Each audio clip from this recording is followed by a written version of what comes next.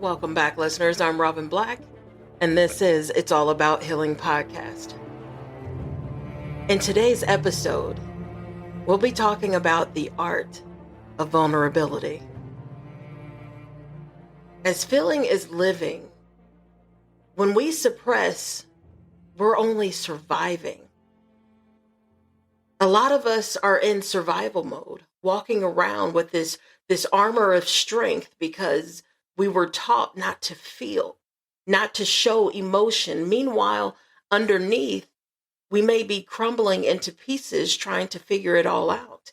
It's that nature versus nurture, what we were born with versus how we were raised.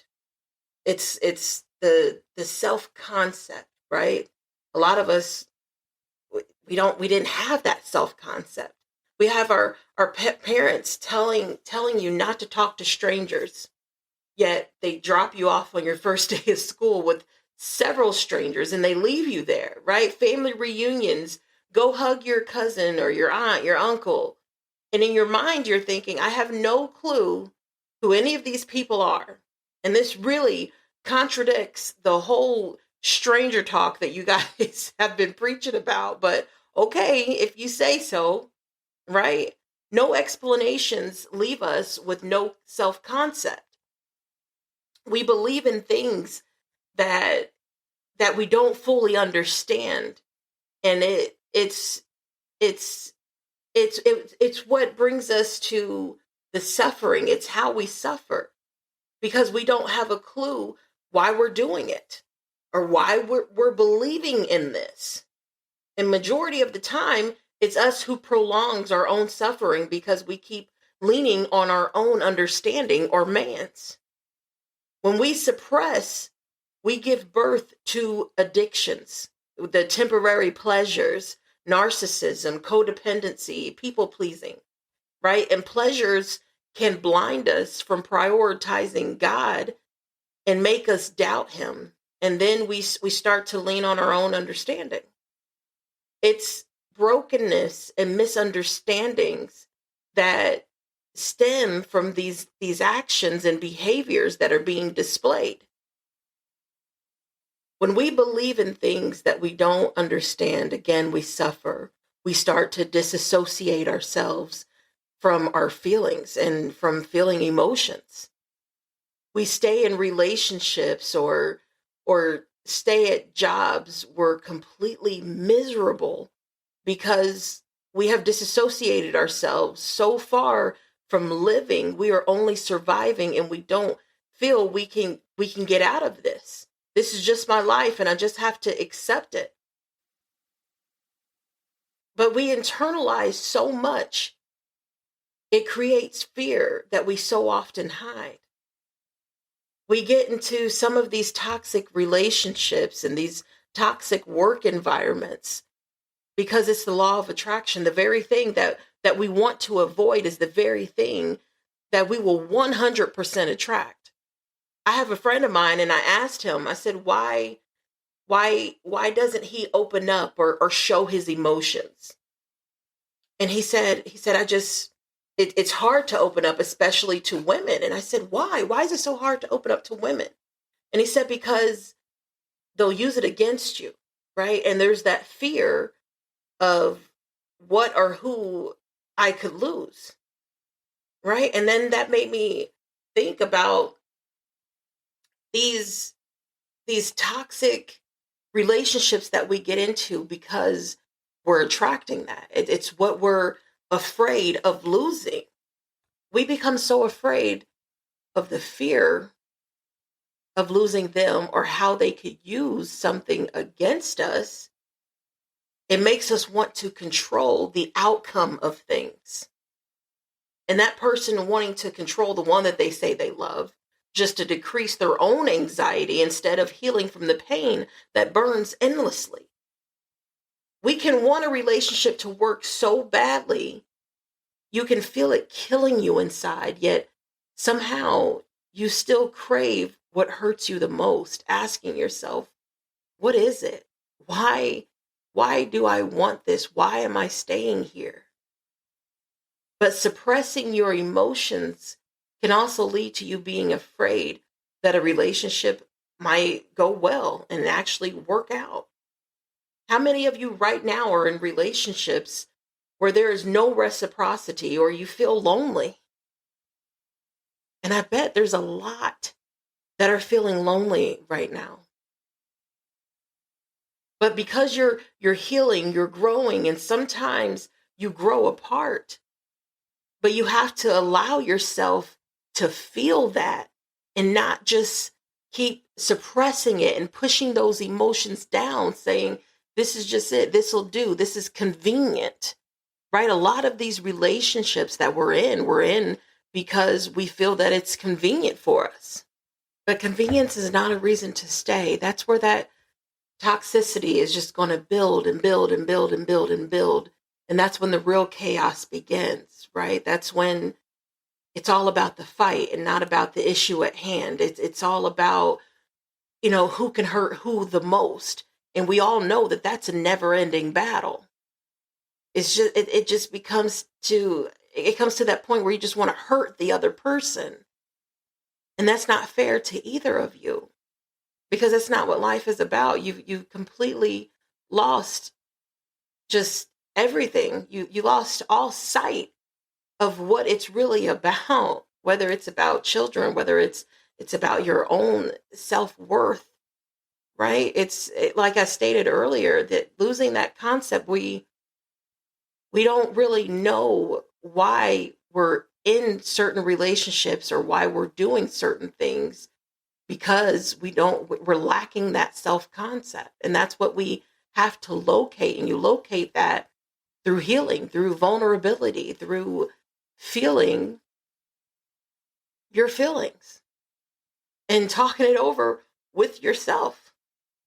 Everyone has an assignment, right? Whether they hurt us, it gives us wisdom and knowledge.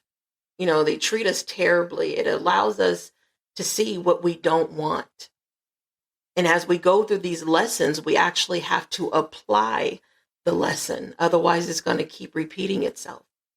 And in order to learn and understand that concept, we must feel our feelings.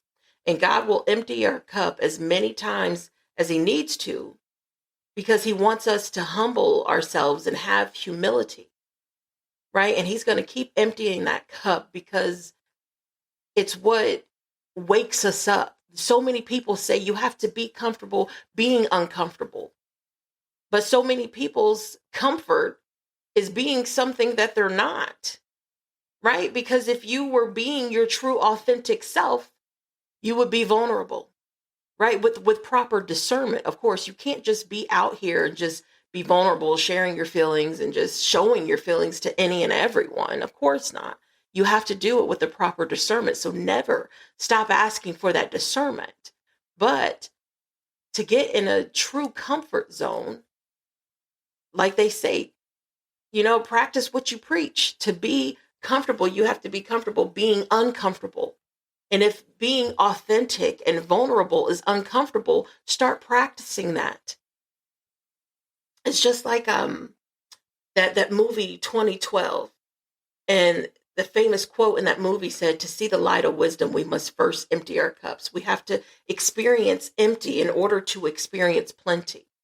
And God will keep emptying us until we gain clarity and we gain that understanding of what it really means to be vulnerable with ourselves, right? Because when we keep suppressing, we hold things in, it confuses our intuition and it becomes harder to channel. When you have those blockages, it's all about that chakra healing. It's very real, because you need to release. You have to release those blockages so you can have that clear channel, that clear communication from within. He doesn't give us more than what we can bear. But you must first ask yourself, can you bear yourself? Can you stand to be with yourself? The art of vulnerability is being vulnerable with yourself first. Record yourself, Comfort yourself, heal yourself. When you're afraid of sharing your emotions with someone else or with a significant other or in a friendship, you don't have to necessarily just be like, okay, I have no choice but to just show my emotions. You don't. You don't have to just jump when you're not ready to jump. And a lot of times we jump because we feel that we're supposed to, but that's not necessarily the right thing to do. That's why sometimes I know for me, it was easier for me to record myself, record how I was feeling about a certain person, about a job, or just a situation, and then listening to it a week later. If you have to wait 2 weeks later or a month later, and then when you re listen to it, you find yourself comforting yourself like, why did I ever feel this way? Why was I feeling like that? I should have never felt that way. And it allows you to release the anger, release the sadness, release the depression, whatever feeling it was. It gives you a chance to release it and heal, because you're essentially healing yourself. You're comforting yourself, and you're being vulnerable with yourself first. That way you don't have to worry about judgment of others. It's only you, yourself, and God that's listening. That's literally it. And expressing your feelings, it creates that intimacy. You have that intimacy with yourself. You have that intimacy in a relationship, a new relationship, a marriage, even a workplace, right? And definitely that intimacy that you're able to build with God. That's what you really want, that intimacy to build, and build that relationship. Share your feelings, your emotions, share it with God. And if you feel that you are so, you're just able to disassociate, and you're able to just cut feelings off, and you don't really understand why you don't feel, it's like, bring it to God. Lay all of your burdens down at his feet, because it's he who can give you those answers. It's he who can give you that clarity. It's he who can give you that understanding as to why. Right? He can lay all the right people out along your path to guide you towards him, towards that answer, towards that understanding. But it's he who has all the answers to your beginning and your end. Just like they always say, to you have to live outside of the box, right? But that box is often boarded with ego and fear. Faith and trust are without borders. We have all these trust issues, like I stated earlier, where your parents just drop you off at school when you don't know anybody, and it's like, I guess my parents trust you guys. I just assume, right? But it's the same way with our Uber and Lyft drivers, the planes, the trains. You don't half the time, you don't even see the pilot. You don't see the conductor, but yet you just hop right on there, and you just trust them to get you to your destination. That's faith. That's trust, right? And that's the same faith and trust that we must exercise to have in God. He is the one who has us when we cannot see. It is he who gives us the light to see. He puts us on the right path to see. And that's what it's about. A lot of the time, he will conceal the very things that he wants us to seek. And a lot of times, that's him. He wants us to seek him. He wants us to seek the right answers.